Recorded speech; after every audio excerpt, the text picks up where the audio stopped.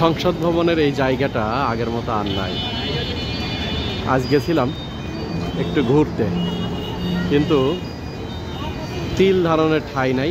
সবচেয়ে বড় কথা হলো যে সংসদ ভবনের যে ফাঁকা জায়গাটাতে আমরা আগে হাঁটা চলাফেরা করতাম, এনজয় করতাম, সেই জায়গাটা এখন ফুটপাতের দোকানে ভরপুর।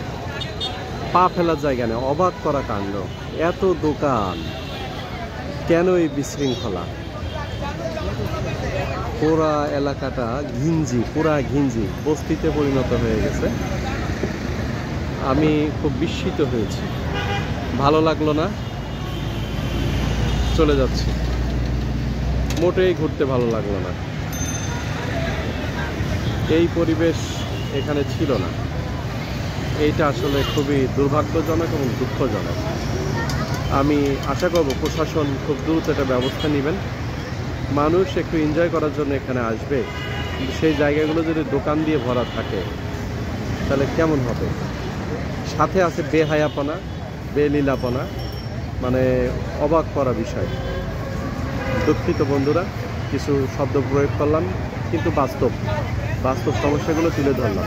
ধন্যবাদ।